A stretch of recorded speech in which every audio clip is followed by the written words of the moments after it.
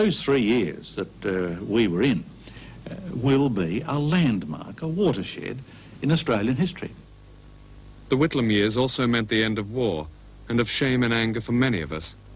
Australia's young men have usually died fighting somebody else's war, and in Vietnam they fought their Asian neighbours, with whom they had no quarrel, until Whitlam told Nixon to go to hell and brought the boys home, perhaps forever.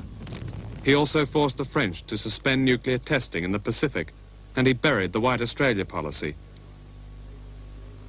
In the Australia I remember, able and thinking men either left the country or stumbled about with a mob trying not to appear too clever. Whitlam has paid the price for being too clever.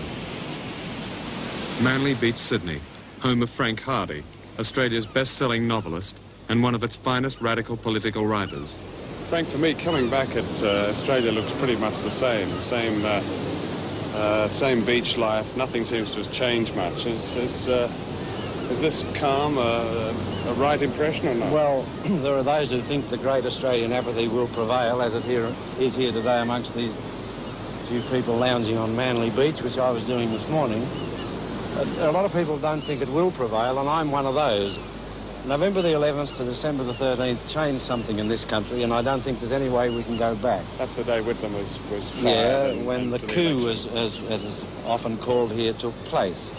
Now, whatever the legalities of that were, there are perhaps 20 or 25% of the community think it was illegal and were extremely angry. Whitlam told them on the steps of Parliament House, on the television, keep your rage up. Well, some of them have. Gough hasn't, but many others have. And I think that not only will apathy not prevail, but a situation that began on November the 11th will now continue with this confrontation with the unions that Fraser's deliberately bringing about, and the dismantling of the welfare state, social program. And there are, I would say, roughly 20% of the community is prepared to fight on this. You mentioned 20% of Australians, but what about the rest? Well, how do you think they might react when all this begins to happen? Well, the middle-class backlash against Whitlam brought Fraser into power, and the appalling thing about November the 11th is this. Had there been an actual army coup, instead of a peaceful coup of the Governor-General and Kerr's Kerr, the middle class would have supported it. They wouldn't have turned a hair.